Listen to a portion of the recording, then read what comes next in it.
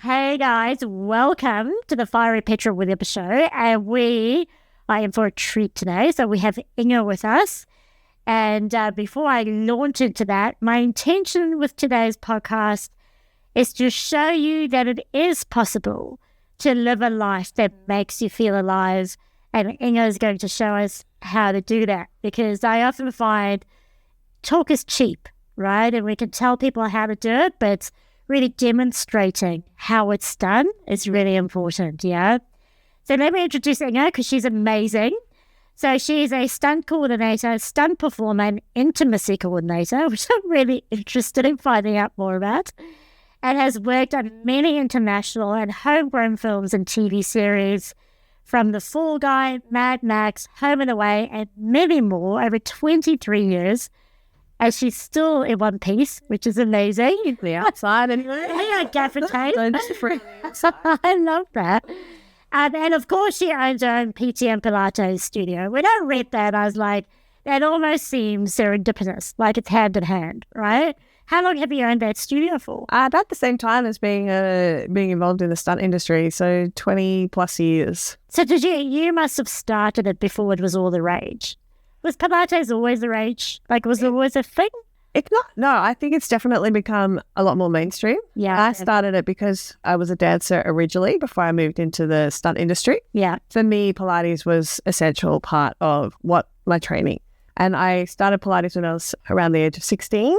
And I had a little injury, and so the physio specialist sent me off to a Pilates studio for rehab. And I've done it my whole life ever since then. And I think doing it as a performer and then moving to teach it, I was like, well, it's done wonders for me and my body, and it's a great way of being able to. So I guess it started off a lot smaller and started as one of those things it was like the rich mummies kind of thing. Yeah, what was that? Kind of like reputation, I think. Yeah. And then it's sort of grown to be a lot more accessible to mainstream people, and to the point now, sports players, teams to it. I've taught Pilates to some soccer teams, some football teams, as well as yoga, and they found that it's actually a great way to complement their training regime as well. So yeah. And now there's all the different offshoots of hot Pilates and this and that, but I have to say I still just like the traditional,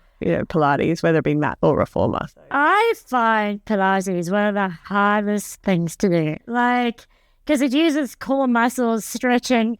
It really goes into muscles that I never knew existed. And I find it so hard. But it's really rewarding as well. And it's really like you have to keep it's all about getting that core and center, and all the limbs can work independently of each other, as opposed to you lift your arms and your shoulders end up being earrings kind of thing. You learn to have that long length and line, and it's fantastic. Yeah, no, it is. If I exercise for enjoyment. Yeah. I just have never, for me, Pilates is like running. I did running for about 2 years, and I never got into it. And so Pilates, I've just never gotten into it. But I see the benefits of it. So maybe worth it. Yeah, to keep it up. I think it's a great rehab, but also prevention of injury. Because you don't put stress onto the joints. Yeah. And it keeps things strong. But also it's a great way of, if you do have an injury, there's still so much you can do. I love that. And we're going to talk about injuries, because I know that later. Well, injuries. Yeah. But what I want to start off with, because this podcast is to give people the knowledge to make better choices, to live a life that makes them feel alive, to really have the rapture of being alive. And I think so few really feel that when they wake up in the morning. And I wondered what it means to you to be alive. Alive, I guess, is enjoying your life, loving your life. It can also mean for me that adrenaline feeling that I feel before I'm about to do a stunt, and the enjoyment I feel that's been done. And so there's so many different aspects, I think, to being alive. And alive can just be literally loving that first coffee in the morning, or it can be that, like I say, that internal feeling of, yeah, I got this. This is awesome. Or it could be seeing something for the first time. For me, yeah, it's all these different little aspects, but being able to do what I want to do and, like you say, not following the traditional path is such a big part of my life. Yeah, talk to me about that, but because being a stunt woman is quite rare. It's still a male-dominated industry. Yeah. And I imagine it wasn't on the career counselor's list where they said, what would you like to do for the rest of your life? So tell us, how did that all start for you? Yeah, well, I mean, at school, I don't know if anyone else or if you had the same experience, but you get to, I think, like year 9, year 10 over here, and they ask you what subjects you want to do, what do you want to do when you go to university, because it was always expected that you just go to university. There's not really that much thought about and now there is. Now there is, yeah. There are so many different avenues to go down, whether it be TAFE or whether it be work or travel, take the gap year. But there was a lot of pressure to go to university. It's like, what do you want to do? So therefore, you've got to choose these type of subjects to be able to do that that career choice. And I mean, I said to my careers advisor, I want to swim with whales and dolphins. And clearly, my career advisor at that time said there is no such thing. I think you better rethink your choices. And I was devastated as a 14, 15-year-old, just going, what do you mean there's no such thing? But there's dolphin trainers and not really knowing much that you could also do marine biology. I was just thinking about it. And biology and science I was actually quite good at. Okay. Physics and chemistry wasn't really my strong point, but even if you don't get into it, you do something else and then you can move into that, right? But so he completely crushed my dreams at that stage. And so I went, well, I'm going to focus on my dance career. And so I did. I went and did my drama and sports and dance at school. So I did dance for my HSC and dance as a university degree. Wow. Which was completely different to... I didn't realise you still did dance as a university degree. Yeah, it was a performance degree. Oh, wow. Yeah. I love dance. So was it, yeah, because I also grew up in that area. Like I'm turning 48 next month. And so same gig. Like uni, literally teacher or nurse kind of thing. Yeah. I grew up in South Africa, so still very conservative.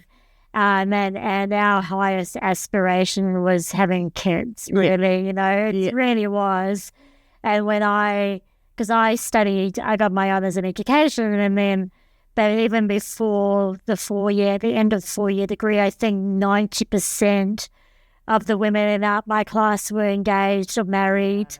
And then all I wanted to do was travel. And I just remember thinking, I just want to travel. I just couldn't wait to get out of that degree. I actually wanted to cop out early. Yeah. My mum said to me, no, like you have to finish it. Because again, different time, right? There was always, it didn't matter what you did, but having a university degree mattered. But I look back now and go, they're full of shit. But well, it didn't matter at the time. But now, because of the options and the short courses, it didn't. But back in the day, you did. But realistically, it didn't, right? Yeah, realistically, nothing I have done since then, in the last 20 years, I have needed my university degree. It's not. So but for me, it was a dance degree, so different. But it was a Bachelor of Science. Like, it was a BA degree. So it looked good on your resume. I think most people who didn't know what they wanted to do did a BA degree. It was like the Bachelor of Arts, right? Yeah. I love that. So you did the BA in your dance, and how did that sort of progress then, your career from there? After university, I was, I guess, contemporary dance was my thing. And at uni, we did ballet classes, we did contemporary, we did anatomy, physiology, Laba notation, all sorts of everything in regards to... What did you say? Laba notation. So it's a way of writing dance. Yeah. That game. It sounds strong gasback. I don't know. That sounds like some sexy ass move, but it's not. It does. That's it. Yeah. It's a specific way of writing. But there wasn't a huge amount of, I guess, contemporary companies in Australia. And I went, well, I'm moving to London, because at that stage, London was kind of the place to be. Mm-hmm. And I went home one day and went, I'm moving out of home and I'm moving to London. Were your parents thrilled? I think they were a little shocked, but Mum was like, okay, darling, do what makes you happy. Follow your dreams. And my dad was like, no, you're not. You're going to get a job in the school and teach and do the black and white. Teacher told you. In the box, yeah. And I was like, no. Packed my bags and at the, I think the age of 20, 21, decided to leave and off go to London. And it's funny because even now, like that's totally normal now. But back then it wasn't. It was a big deal, right? Yeah. So what happened in London? Well, for me, I think as well, like ignorance is bliss. I've just always been someone who's like, yeah, I'll worry about it when I get there or I'll worry about it later. Let's just do this now. And I, like in the mindset that I have now, would I have done the same thing? I don't know, maybe. Hindsight is always 2020, right? But at the same time, I look back and I had the best time. Like I say, one of the best times of my life. And just like living in London, and then my best friend came to meet me 3 months later, working and training and traveling. And it was an eye-opener. And I think that also made me realize there is more to life than this just Monday, 9 to 5. I go to work and don't actually see the rest of the world yeah. So for me, it was just I think that kind of sparked that want to just see more, do more, be more. So how did you eventually become a whale? How did you get to start swimming with whales? Well, I was doing a job and basically I had to swim with a mermaid and also... So, but how did you get into the stunt business? Like the stunt business? Oh, the stunt business. Yeah. So I guess an injury I'd had from when I was younger, sort of 16, kind of started affecting me a bit as in my 20s for my dancing career. And because growing up on a semi-rural property, rode motorbikes, horses, did martial arts, gymnastics, all of that kind of thing, all the way through school, which is kind of why the dance as well was such a big thing. I met some stunt performers in Europe and they said, oh, you can make money from doing that kind of thing. And I was like, really? You can make money from riding horses and falling over? And so I looked into getting into the British, stunt register. And a lot of my qualifications weren't recognised in the UK, so I decided I'd come back to Australia because most of my qualifications were recognised. And so I spent the next year training, doing extra training in different areas. How do you train to be a stunt person? Well, so in Australia, the UK, New Zealand, we have a system that you have to follow, and a system, like there's 5 categories that you have to grade as a stunt performer. America's slightly different. If you're a specialist or you get invited onto a film, you can become a stunt performer. But in Australia, we have a system that you have to go through to be, legally able to perform stunts on set. So, don't you love Australia? I know. In a way, like you kind of look at it and go, oh, that's just, of course, where the rules and regulations, but from a stunt perspective, it actually works in a way that people do then have to be trained in a certain way. So the 5 categories that you had to do were heights, body control, vehicles, water, and what am I missing? Fire. Fire. After that, the fire is on there. Yeah, so verbs are on there. But yeah, so there's so what did I say? Animals, heights, vehicles, body control, and water. Yeah, they're the 5 categories. And you have to have certain certificates and certain level of skill in each of those to be able to then pass as your first level stunt performer. That's so interesting. So who trains you? Like the previous stunt people? Yeah, so back in the day.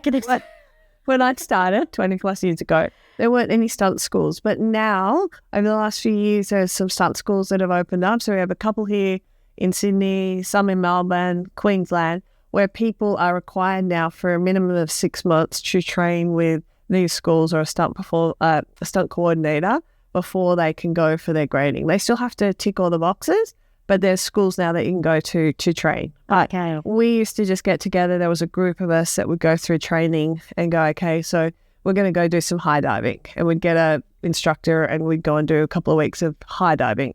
Or it would be skydiving used to be one of my things. So I'd go and skydive, and martial arts, or, you work your way up through the belts. Oh, wow. So all that kind of stuff. Oh, I see. So instead of having a stunt school, you actually went and did the actual thing. So you got a qualification in skydiving, you got a qualification in your belts. And Yes. Oh, I see. Why is it taking you ages? Yeah, so it took me, like I say, another year to get to the point where I could grade as just a first level stunt performer. And that wasn't even being allowed to do any mainline stunts. It was just literally you do the background stunts, you do the sort of bread and butter fight scenes and falling over, but it's not the doubling of the mainline stunts. Okay. So you sort of build your way up as a SAP, we call it a SAP, stunt action performer. Okay. And to then grade for the next level, you have to have a minimum of 50 days on set, and then you have to do some other bits and pieces like your fire, and you have to show that you've upped your skills in all those areas. So if you're for example, you might be a blue belt, and then you build your way up to a brown or a black belt. So it shows that you've been consistently training, your skills have improved. You might be an open water scuba diver, and then you go to your advanced scuba diver or rescue diver. So you got to show that you're still consistent in those areas. Okay. Plus show, obviously, your days on set, and then you can go That's a lot. That's a lot. Yeah, so everyone, I mean, I suppose it's a process that people don't know about. No, that's so fascinating to me because, then I just think, I don't use this term, like, I don't mean in a derogative way, but what's a pursuit university degree when you have to do all of these things and still time on set to just get anywhere? That's huge, man. So that's why, like, a lot of people, I guess, who go into stunts have come from a background of either gymnastics or being on a farm. So the farm people are quite great at the driving and the motorbikes and the horse work, where we had a stage there where a lot of people, parkour was a huge thing. Parkour. Or in the gymnastics type background was a big thing. So we had a lot of performers coming through with more of that kind of talent and experience, and not as much of the cars and the driving. Okay. So we have this, but you still have to be competent in those areas. So does it go in trends? I think it does. Yeah. Depending on what's happening out in the world and the environment. Yeah. Like if you look at some of the old movies, there are lots of car stunts. Yeah, totally. Lots of car stunts. Yeah. You get to the point where you see the Bond type movies, and they're scaling buildings and jumping over things. So the all becomes really a big thing and interesting. So everyone's going and training that now, whether you are starting or not. You're out there, everyone wants to sort of leap off buildings and drop and roll, and because it's kind of cool. So, so I think definitely what's happening out in the environment in the world has a big deal of like what's happening through the movie stuff, training, and also just in general with people, like what they're training. Yeah, that's super interesting. And so, what have you loved about the stunts, and what have you loved about your career, and what have you learned along the way? Oh, I mean, it's daily life is a learning process, I think. But I suppose I've met some amazing people. I've been all over the world. I've seen some places that I definitely would never have seen if I was just traveling to that location. So that fact that, and also it's just different every day. You think, okay, I've been in this industry for 20 plus years, something's going to be similar. But every day you turn up on set, there's always something different. So is it? There's just, no day is ever the same, which I think keeps it interesting, keeps it enjoyable. There are times I question my life choices and think, a 9 to 5 would be good, but at the same time, I'm like, why? Why did you do that? You just do sometimes. You just think, oh my God, what am I doing this for? But then you think about the experiences you've had, where you've been, and the people you've met, and having friends all over the world. And that's just also given me this thirst to just I want to see more, I want to do more, I want to keep traveling, I want to do as much as I can with the life that I have. Yeah. So tell us about some stunts that really have challenged you as a person, because, one thing that keeps coming up for people is doubt and fear. Like, you know, and it comes up, it's like, I couldn't possibly do this, or I couldn't possibly follow my passion because of X, Y, and Z. Or the main thing that always comes up is I couldn't pay the bills, right? But you are in a position where you put yourself in those very challenging situations where I'm sure your body and your mind was going, no, but you still did it. So tell us, can you give us an example of that in a stunt that you did? I guess a bit to unpack there in a way. I think because I've just always been really active, and the younger mind me was always like, it'll be fine, you just do it. I think sometimes until you hurt yourself or there's an injury, you don't actually think that it's going to, you don't have that thought process of like, oh, this is not so good. The older I've gotten, the more respect I have for certain stunts, but you train so much that it's not necessarily, there's always a little bit of anxiety and fear, but because you have done so much in your training, it just kind of comes naturally anyway.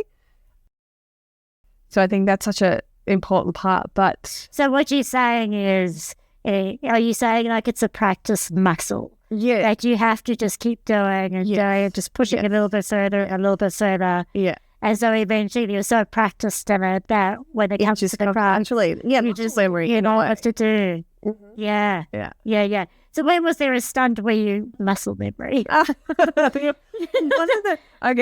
the few, I suppose, or hard stunts, or let's just say there was a job I was doing over in the UK, and the particular director, I'm not necessarily going to mention names, is sort of known for being a little bit hardball and not the nice, and just kind of, we were on this, it's quite a big movie, and he tends to bring things and go, okay, I'm just going to do this now, or it would completely change the action, and sometimes we wouldn't even know what we were doing. Oh, no. And he would kind of look at you sometimes and just think like, why are you here? What are you doing, lad? And then you just kind of have to prove yourself. But he turned around one day and to the coordinator on this set, so I was doing the stunt, and he said to the coordinator, oh, can your girl hit an air ram?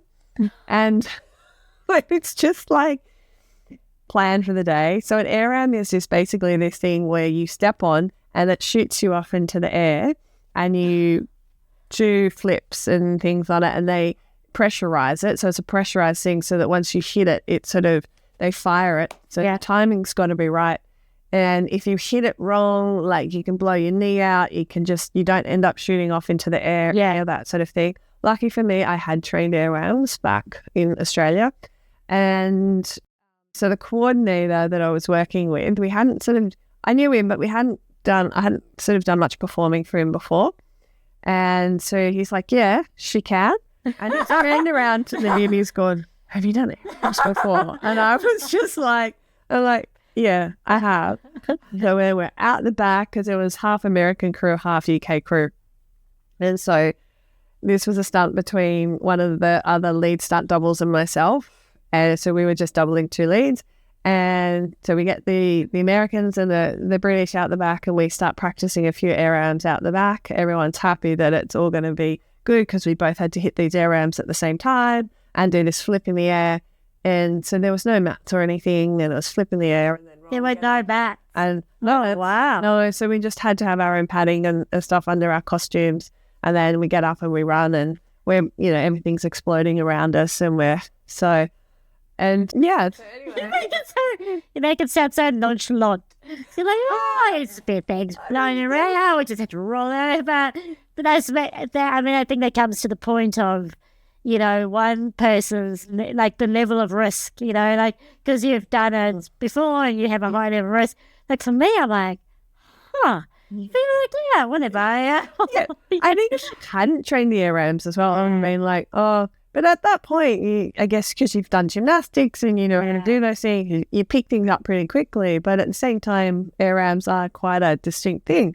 And it was just and then we did it. And the other double, the way we were ready to go before they called action to do the scene.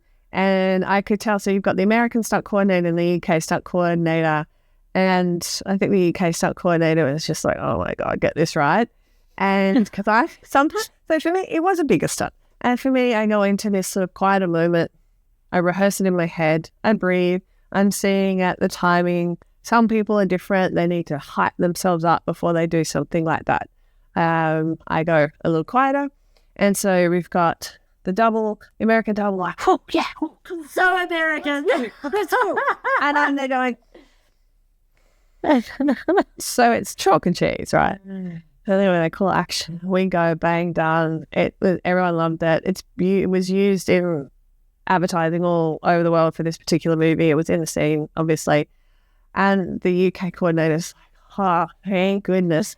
And he's like, when I just saw the difference between you two, he's like, I really wasn't sure if this was going to be okay, but we know that we pulled it off, and it's a story to tell, I guess. I love that. What I really hear in that story is that, we all deal with things differently. Yes. Like you say, like you come within, you visualize, you breathe, you sort of just calm yourself down, where others hype themselves up. And so I think, again, there's no one way for all of us, Yeah, we just have to find our own way of dealing with the stress and the fear and the expectation and the responsibility to do it. Yeah. But then to do it is the important thing, is to actually go and do it. And I know for myself, I took myself out of stuff all the time, I know that just mind fuck myself. Yeah, the mind plays terrible tricks on us, or it's amazing how the mind and the body are so connected, but 100% the mind will be like, oh no, I can't do that. Oh no. But from a physical point of view, if you tell that mind, they're like, yeah, you can. It's amazing what you can actually achieve. Like physically, my body is so physically strong. Like I led a blind man up Mount Everest. Like I know. Yeah. So I know physically, but it's definitely mind for me. And it's funny because then I sometimes say to my mind, how do you know? How do you know? We've never done it before. So how do you know? Yeah. Right? But it's really being cognizant of that voice. Yes. And all it's doing is wants to keep you safe because it thinks it's danger, and so I love that. I love that story. Yeah. And so and working on these big films like Mad Max and those Mad Max ones were just always big and stunty and amazing. And they were very male dominated, and you are in the industry. I wonder how you then, because I would imagine, and please tell us your story there, you would have had a lot of resistance there to a woman being there in a man's world. But this is what you wanted to do, and you would have faced quite a bit of opposition. And how did you deal with that? Maybe being on a set like the direct, not being wanted and being undervalued, because maybe even the people on set don't understand the level of training that's involved in being or doing what you have to do, so they could totally undervalue it, right? As a stunt performer, definitely. Even now on set, we're always known. It's very funny. There's all different. You've got your lighting crew, your sound crew, and the stunties have the big mats or have all that stuff, and they don't realize. So we'll come in and we'll do our stunt. We're not necessarily there all day. We can be, depending on the movie and what's required. But there can be some shows where we'll come in, we do our stunt stuff, and then it's more acting stuff for the rest of the day or the morning. Or it's just a scene we're required to do a fight. And we're always copying slack from other departments. So it's like, oh yeah, the stunties are here. They're paid so much to just sleep around on their mats. Like they just lie down on the mats and get paid to do it. Whereas they don't realize the rehearsals that have gone into it prior to that, whether it be a car knockdown or wire work. We've spent hours and days rehearsing the particular scene that we then need to do day.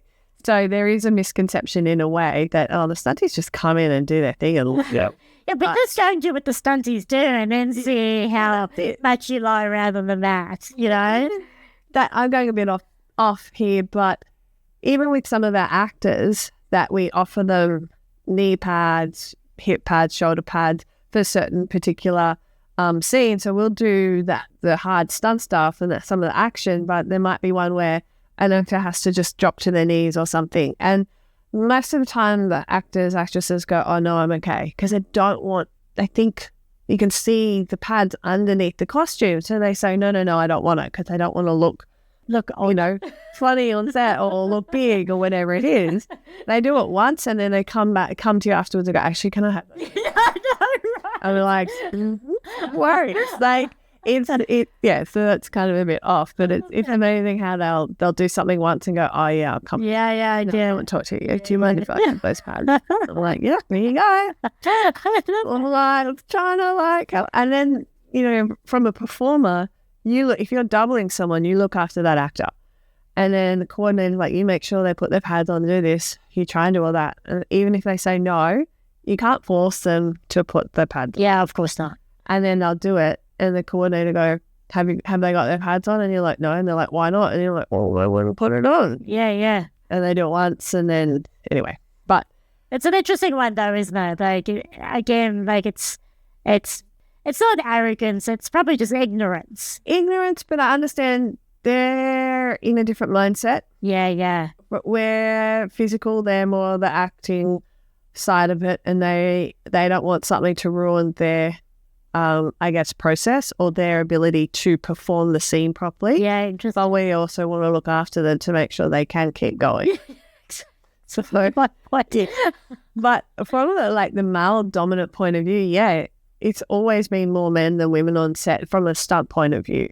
And it's changing a little bit now as a performer. A lot of the bread and butter stunts, if you watch movies like bar fights or car scenes or just generally, it's more men doing those scenes. Yeah. So the doubles are generally, or the background artists are generally going to be more males than it is females. So there's always been a higher level of males in that industry coming forward. And it kind of got to a point, I suppose, as I was coming through the industry, that there'd be a point where women would then end up maybe peeling off because they want to have families, they want to have kids, and they don't necessarily come back into the industry after that. It's different now. I find women can go away and have kids and come back. Oh, it's their body. Okay. If they train and their body is fine, there's no reason why someone can't come back into the industry after having kids. But as a stunt coordinator now, there's definitely been a harder process as a female to come through that, because also productions just assume stunt coordinators are male. And it's been like that, but now we do have a few more female coordinators here in Australia and America. Definitely there's more. New Zealand, there's more females now. And there's no reason why our skill set might be different, but there's no reason why we can't do it just as well as a male coordinator. Yeah, it's interesting. I kind of think sometimes females are a bit more organized. The males generally do have more brute strength than a female. That's just genetics. I can't necessarily say, oh, I'm stronger than them. Yeah, they can lift heavier things than we can. But I think as a coordinator, you have to recognize your skill set, and then you go, you're a coordinator. So you're there to coordinate the stunt. So you're there to get the right people to do the rigging, to do the driving, to do whatever it might be. So it's not necessarily you're the one doing the stunts anymore, but you're there to coordinate it to make it a good stunt. So whether you're a male or a female, it doesn't matter. You're still same playing field. And I'm interested because when you talk about coordinating, I want to talk about the intimacy coordinator. Mm-hmm. So I heard about an intimacy coordinator, it must be a few years ago, when I saw some actors talking about love scenes and stuff. And I thought, wow, that's really interesting. So tell us, what is an intimacy coordinator? Because I don't think many people know what it is. So we're basically there to choreograph and make people feel safe, but to choreograph any kind of simulated act. So that could be a kissing act, or it could be all the way to a simulated sex scene. It might involve nudity, it might involve a hug, or it might involve adults working with children. Wow, I really want to explore this a bit, because this is so funny to me. Because I still think an intimate scene is still a challenge in the best of times, and there's 1,000 people around. But the intimacy coordinator, as far as I know, then, actually shows you how to position your hands. Is that correct? It's like a stunt. You plan, okay, well, over here you put your hand here. Is that my understanding it correctly? Yeah. It's so basically, if we find out boundaries, we create a space to make actors feel safe to work in. Yeah. And we can give them full choreography, or we can give them a set of beats to work with, and then they play within that choreography with what makes them feel right. Obviously, with the director wanting their vision as well. So, and there are some directors that are really want to be involved, and some go, no, you deal with that. And so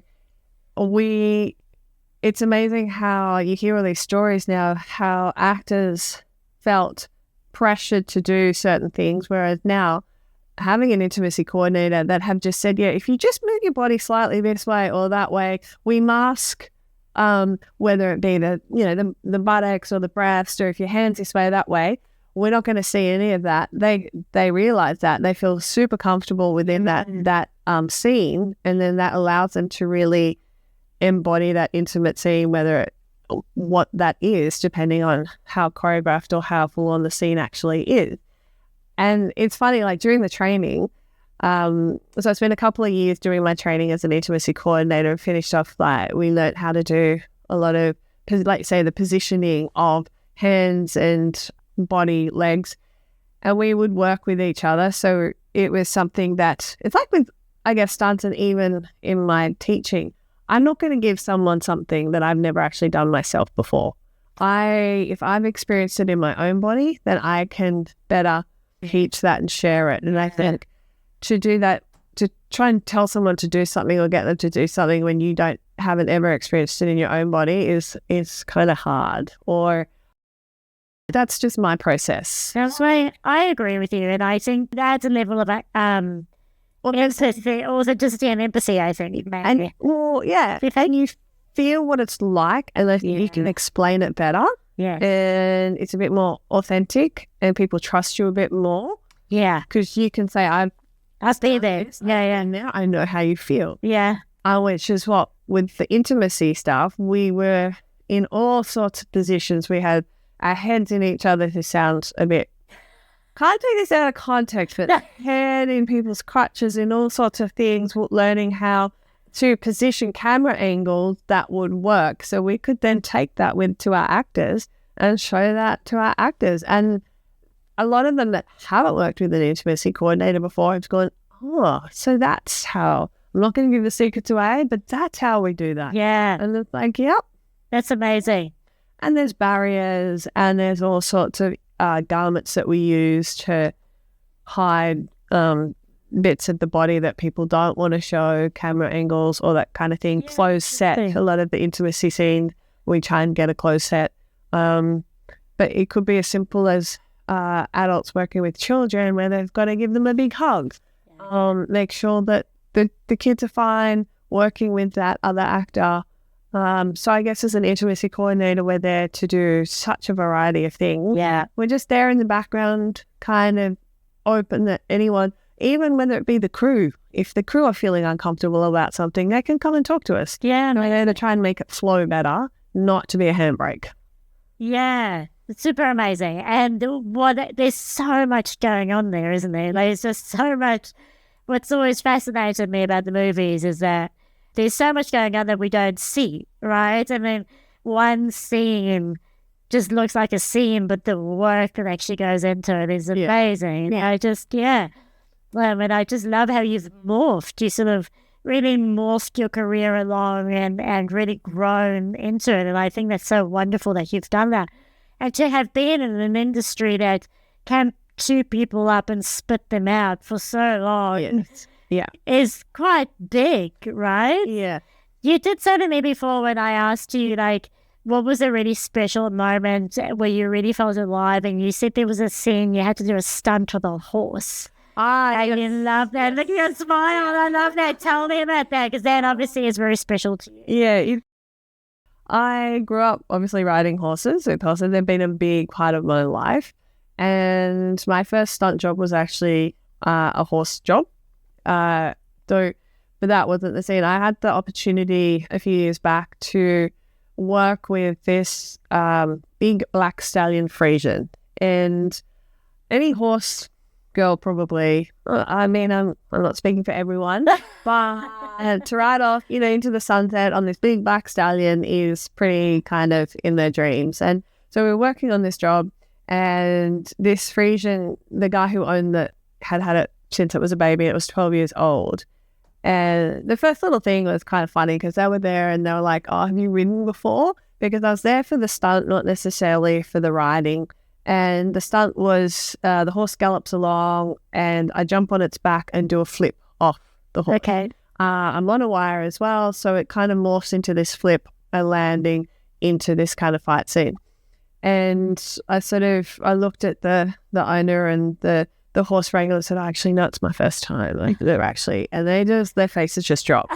I looked at me and they were like, no, I'm kidding. Anyway, got onto the horse, and so we did the scene, and this horse and the owner were so connected as well, but the horse was so beautiful and the scene went really well. I did a big rearing scene, and then I did a whole bunch of other scenes on the movie. There was one where it was nighttime and I just had to like canter away down the road, and the movement of this horse was beautiful. It was so lovely. It was so trained. And for me, I'm like, this is not work. This is just heaven. I'm getting to ride a black stallion and get paid for it. And it was just amazing. Yeah. Me, I was just, the horse gallops along, I flip off, it goes that way. And to do all these scenes with this amazingly trained horse was just a dream come true. Do you do a lot of work with it? Like, not just you? Do you have horses? I do. Yeah. So, what do you do? Do anything? Do you do anything with horses? My horses are like riding therapy horsing. No, I guess my own horses are more for my own competition and enjoyment, and they're also not. I adopted a Brumby a couple of years ago, which I've started. It'd be great to have him in film work, but they're not super big. And my other horse that I compete, my thoroughbred, off the track, he's definitely not sane enough to be on set. He's a little quirky. But no, so my own horses aren't trained up to be on set. I love that. You did mention before that, and I wanted to bring this up, that one of the challenges you faced at school was you have dyslexia. Mm-hmm. And that was also one of the things that really drove you to more like the action side of things. Tell us a little bit more about that. Yeah. Well, I was discovered that I had dyslexia via I was playing piano, and this was back in primary school. And then they realized I wasn't actually learning from the notes and the music, that I was actually listening from ear. And they said to me, the instructor said to me, and the teachers were like, oh, you have to learn to be able to read the music. And to me, those notes on the piano, notes on the book were just like gobbledygook. Like, they're just these little things. I don't know what they mean. But if you play it, I can copy you and I can do it. So I guess, and then I felt kind of embarrassed and didn't want to keep going. And from there, I got taken away and got tested. All these different tests I did for kids with dyslexia. I had these glasses they put on. There was like one yellow, one green, one red. And I think they got you to read things, ask you. With dyslexia, that sounds more like a colorblind test to me. I don't know how it was. Yeah, so it's a brain thing. And to be honest with you, I think my mom was really understanding of it, but my dad didn't really think it was a thing either. He was just like, oh, what can't you spell? And I'm just like, well... Sounds like a good country man. He just very black and white in the box. And I just, he did accounting and marketing and things like that. So very different. His brain is very different. And I don't think he could really understand that there are different learning challenges. And obviously with kids, it's a lot more now that we know with dyslexia or autism, there's these different learning levels of on the spectrum kind of thing. And so for me, math and English was really hard at school. I had a maths tutor, I had an English tutor, and I found that I struggled and I didn't enjoy that side of it at all. And that's what I guess I was good at sports and I was good at the physicality. So when you're good at something, I guess you want to keep doing it. And I enjoyed that because it made me feel good going into that because I could do that well. Yeah. And I suppose that's what then took me off into that physical sports. Did that impact your career, the dyslexia? Did that impact your career at all? I don't think so. It was more probably as I've moved up to be an assistant coordinator and stunt coordinator now. To be those levels, you have to do your Cert 4 in your work health and safety and your trainer and assessor. So you actually have to have those certificates now to be certified. So I guess it was more in those courses that I had to take a little bit longer, I guess, reading things or with the assignments that you'd have to do. So that was a little bit harder for me to process, and I have my own way of working, obviously. They give you more time now. That's what the shit happens. The courses I did, the trainer and assessor moved really, really quickly. Maybe in the work health and safety, possibly, but yeah, not really. But it's not something I'll put on. Like if they say, "Do you have any learning difficulties or anything?" When they ask you that questionnaire, I'm like, "Well, no, because I don't want to be treated any differently." And well, that's interesting. That's what I wanted to ask you because we label. Because again, back in the day, it's labeled. Yeah, it's labeled. So, carrying the stupid label with you, or was there a label that you carried with you that you had to sort of deal with? Look, I thought I was a bit of an idiot, I think, because the reading and the writing and the math, I was like, oh, I don't understand it. I don't get it. I don't understand why. So I think the pressure came more from myself, than it was from anybody else. I think my dad thought I was a bit dumb, but we have a great relationship now, so I don't want to make him in a bad, but no, it's just whereas this, my mom was a bit more understanding of it all, and so I just think that the pressure came more from myself, and I wanted to do well, and if I didn't understand it, it was hard.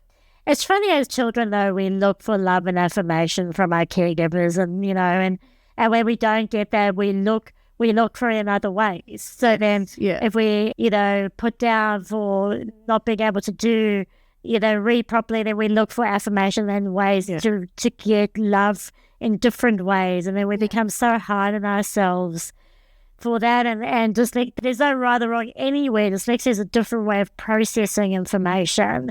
But it's surprising how, even with neurodiversity now and all the beautiful political correct names around these things, there's still such stigma to it. And it's interesting to me because where I see that parallel really is the disregard for some people because there's no understanding of what's involved in being a stunt person, to the disregard and total disrespect to people who are out of the norm.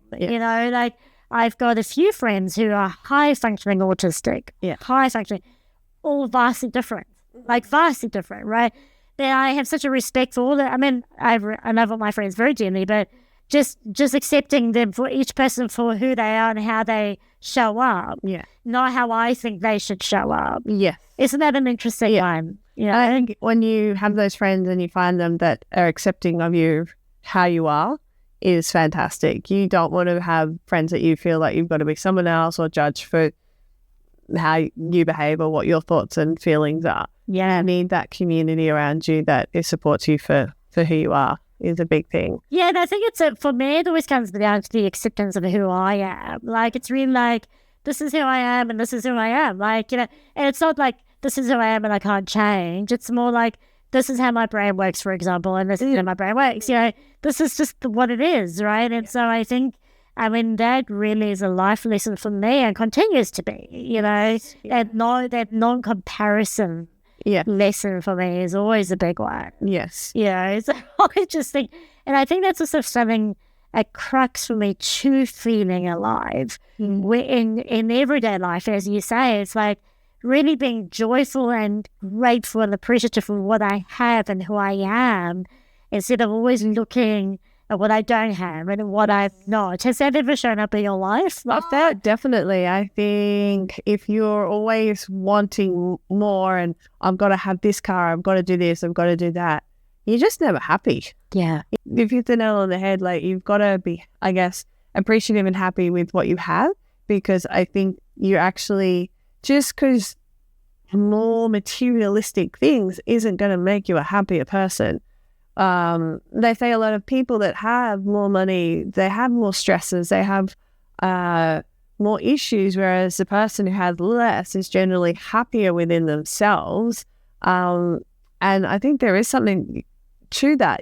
There have been times where I've just wanted more, and you get that, and then that's not enough. Something else, and that strive to achieve, but just I think it's more for me the necessarily the materialistic things that you've just got to be happy with where you're at and not compare yourself to other people. And I suppose one thing I've learned over the years is what people portray sometimes on the outside is never what's actually necessarily happening behind the scenes. Yeah.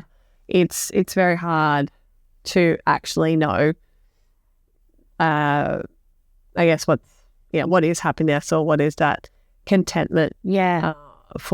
It's different for individuals. And that's the same with, for me, it was always, I have to achieve this, and once I've done that, I'll be happy. Yeah. And I achieved that, and I'm like, I would need to achieve this now and achieve this to be happy. And I was like, realized over the years, just ticking those boxes and achieving those successes haven't necessarily made me happy. And then it's actually more of the simpler things in life that make me happy. So what makes you happy now? Oh, look, taking my dog for a walk down to the beach, going for a swim. That to me is just pure freedom. Yeah. As silly as that sounds, it's just going out and having a ride on my horse. Spending time with my friends, having a good laugh with my friends. Those kind of things for me make me happy. Yes, having work that I enjoy makes me happy, obviously, as well. But from, on a personal level, it's those simple things of just like appreciating my animals, being in nature, being able to travel, see the world, experience something different, having a really nice piece of food, eating something that is just so good, because I'm also not. It's not that I can't cook, I just don't cook.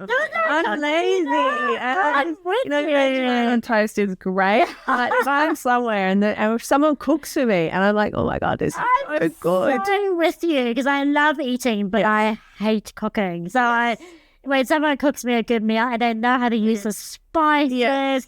For me, salt and pepper, baby. That's it. That's how I use spices. I'm like, oh my God, like this is what good food tastes like. And I'm like, I would love to do that. I know I'm too lazy and and it's kind of hard with the lifestyle that we have, that we don't have set routines, so it's kind of hard to get into that. But yeah, I just think that taste of you, like, this is so good. Oh my God, it's so good. Yeah.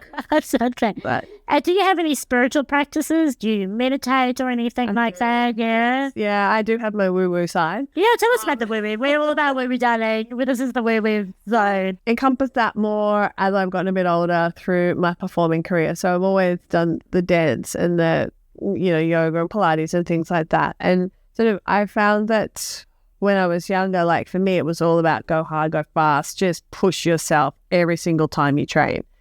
And without that mental side of it. But I've learnt as well to respect my body a little bit more, but also have that mental practice and have the meditation, especially through yoga. Yoga has really taught me that meditation practice. So I do meditate every day. For me, it's more of an afternoon, evening practice as opposed to, I know morning practice is really great, but it's also dependent. I think do it when you can, right? Or do what works for you. Exactly. So yeah, it'd be great to have that time in the morning, but I just know I'm not going to get up half an hour earlier to meditate, even though it would be much better, but I use it as more of an evening practice. Cool.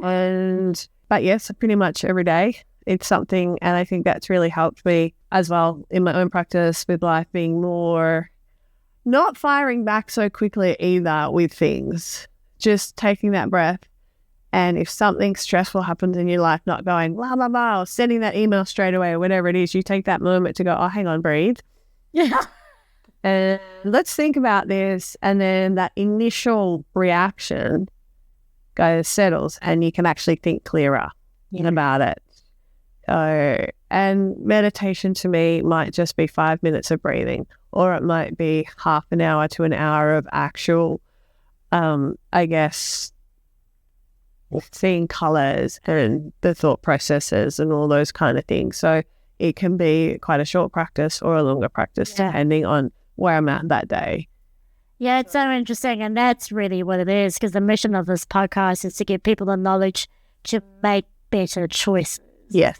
And and meditation certainly does do that. It gives you, as you explained, and I feel the same way, it gives me the opportunity to stop that reaction. Not like I may react, but just to catch it and go, oh, just give me a second here. Like maybe just take a breath and maybe walk away or whatever it is I need to do to just come back fresh. Yeah. And I have really learned that I'm better walking away, recouping, and then responding. I've really noticed that about myself. Yeah, 100%. That when someone confronts me in my face, I'm just like, you just need to chill out a bit, because I'm not great at that. Because I get so revved up that I just need some time out to just chill out, and really noticing that about myself. And again, there's no right or wrong, but really coming back, regrouping, and coming back to the situation or whatever's happening is really been really good for me to recognize. Yeah, I would have been able to do that in my 20-year-old self. No. That God, no. Go when I was 20 years old, I probably would have just gone, stuck my finger up. And fuck it. Yeah. But you kind of, and if someone, and that was the thing as well when I was younger, if someone said, they tell you about when you're older and you just like, whatever, until experience it yourself, you kind of go, that's what they were talking about. You're gonna hate yourself if you touch that. No, I'm not. Yeah. I'm fine. It's just that silly thing. But I heard this quote, and it's one that I'm sure you've heard it as well. And it's just something that it's so true that we can't choose how someone else reacts. The only thing we can choose is how we react to the situation or to that person. We have choice on our own actions. Yeah. We have choice on our own reactions. As hard as it is sometimes, but we can't choose what the other person's going to do. No. And we react. And there's an affirmation, because I do, like our life is the result of the story we tell ourselves. Yeah. Right? It's our own narrative. Yeah. And so, I read these affirmations every morning to change my story. And one of them is, I know that I'm not, I'm letting go of wanting to control people, because I know that I can't control them and they can't control me. And I'm 100% responsible for my own vibration as they are for theirs. Yeah. And therefore, there's no injustice in the world, because everyone chooses their own vibration, right? And it's just so refreshing reminding myself of that. 3 times a day I read that, just to really change my programming, because, just to really, because I want to live a life with an open heart, and I do. And yet there's always unpacking for me to be done. Yeah. And so when I can really be open, irrespective of what's happening around me and what other people are doing, which means I'm not being triggered, which means I've let go of my stuff. Yeah. That is always my spiritual work. Yeah. And however I do that, meditation, yoga, throwing myself into situations that are going to fucking trigger me, then that's, but yeah. Yeah, and that, you say that, we're all triggered differently, and there's probably still times that we can react to certain situations, and that's just a learning path as well that I think is always going to happen no matter what stage of life you're in. There's always going to be something that will just... I am still not, I am an enthusiastic driver, and I always get pissed off when someone does not drive the speed limit, or when they both don't drive the speed limit and they're driving next to each other. Listen, I can't get past. No. No matter how many times I tell myself, Petra, you're upsetting yourself.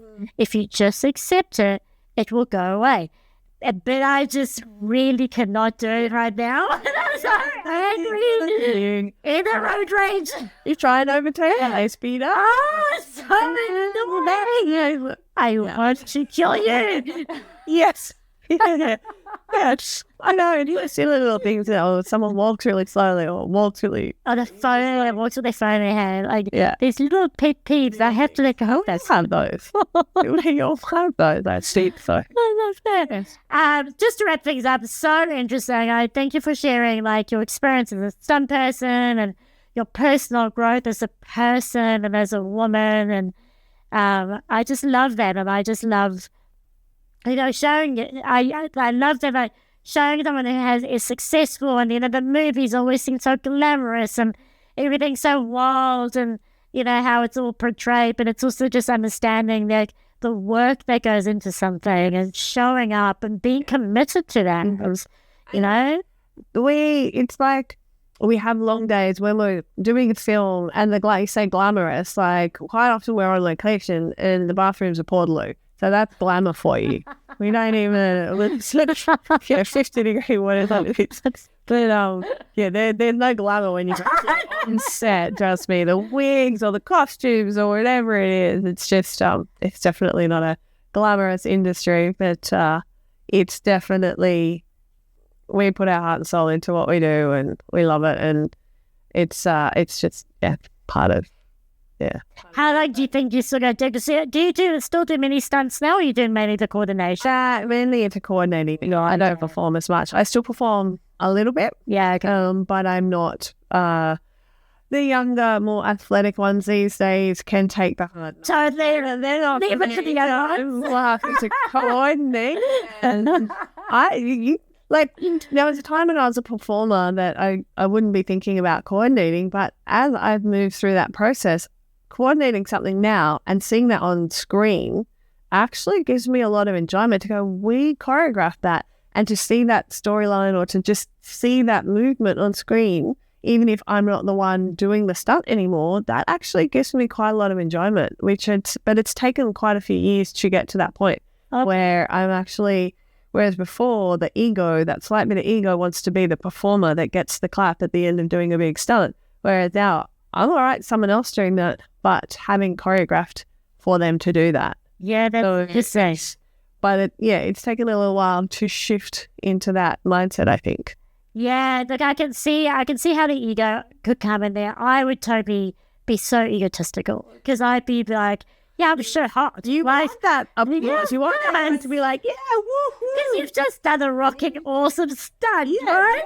And everyone's like, and you walk away going, yeah. Yeah. No one else can do that because I'm like, I'm a bit shit hot.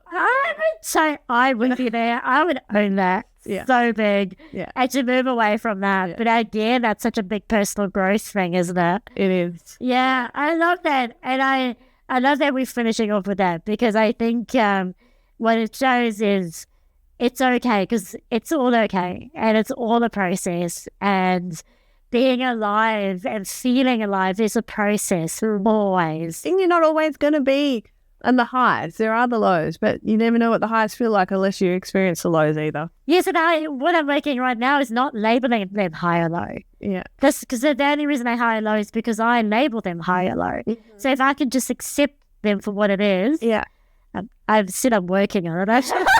You're not there yet.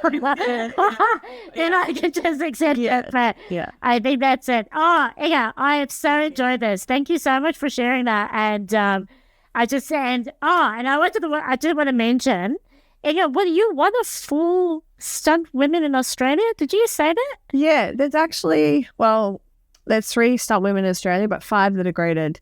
We have 2 that are still living overseas that are Australians that were graded women that living overseas, and 3 of us women that are here in Australia working as stunt coordinators. The rest are all male. And that's why, you do speaking as well, speaking gigs, don't you? Who's your, it was keynote speakers. Yeah, keynote speakers. So if you want to book her, she can tell you some of her very sexy stories and wild stories. Yeah. Because the focus of this podcast was not really, I wanted to really focus more on your feeling alive, and, that sort of. But I'm sure you have some incredible stories to tell. Yeah, and I think it's like a motivational. It can be motivational speaking. It can just be more about depending on the group that you're talking to as to how you want to, I guess, tell your story that relates to people. And some people kind of go, oh, I can't relate to you, or I can't relate to that. It's like, well, you can, because like creative thinking, for example, you need creative thinking in business. And this is how we use creative thinking in our film industry, and how you can use it in your industry. And preparation, like preparation is a big thing in stunts, for preparation for anything that you're doing, whether it be a sporting activity, maybe it's a marathon you just competed in, or climbing up a mountain. There's preparation that is involved in that, right? Yeah, you know what? That's the key to your success. So, yeah, I also my philosophy is always learn from the successful. Yeah. You know, and one thing, I've interviewed a lot of successful people, and the strategy is generally always the same. Mm-hmm. But the one thing that's really important is commitment. Like the one thing that I've really always hear is commit. Like want it and commit to getting it. You know, that's really what it is. And I think certainly in my own life, I've experienced where I haven't committed. Like I had the dream, but you know, here's that commitment, and hearing like, you know, your story is just amazing, and really just being in your presence and hearing, you know, to be in the movie industry for 23 years is massive. It really is. It's massive, right? Like think about it. Like not many people have in the industry.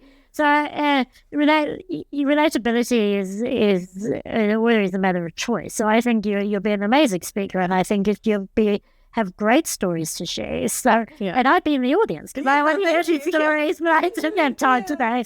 That's 23 years. It's like no service leave there for some reason. I just don't want peace, but like externally. Yes, yeah. Again, thank you again for your time. You're welcome. Thanks for having me.